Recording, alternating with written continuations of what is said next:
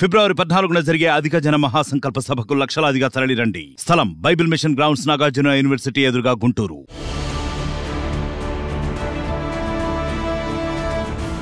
Recent గా నటి పూనం పాండే చికిత్స పొందుతూ సర్వైకల్ క్యాన్సర్ తో మరణించినట్టు సోషల్ మీడియాలో రచ్చ చేశారు. ఇక ఈ కేసులో reality show dating Baazi fame Faizan Ansari Poonam Pandey ఆమె భర్త శామ్ బాంబేపై 100 కోట్ల పరువు నష్టం కేసు వేశారు. ఈ క్రమంలో సిపి అఖిల్ కుమార్ ఈ విషయం మీద విచారణకు ఆదేశించారు. సిపి విచారణను ఫైల్ఖానా ఇన్స్పెక్టర్ కు అప్పగించారు. దీంతో పాటు ఫైజాన్ అన్సారీ కాన్పూర్ కోర్టులో దావా వేయనున్నారు.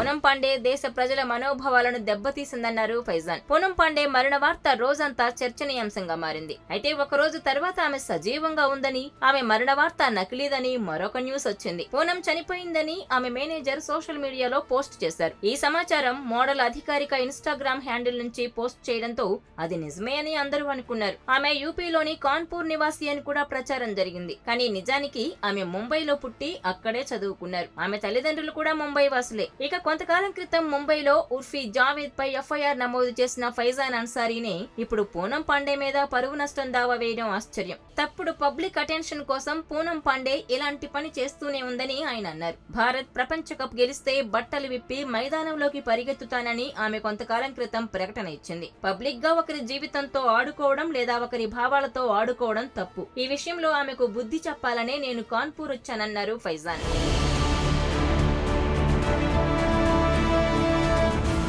మరిన్ని వీడియోస్ కోసం ఛానల్ ని సబ్స్క్రైబ్ చేయండి. లేటెస్ట్ అప్డేట్స్ కోసం వాట్సాప్ ఛానల్ ని ఫాలో చేయండి. అండ్ లింక్ డిస్క్రిప్షన్ లో ఉంది.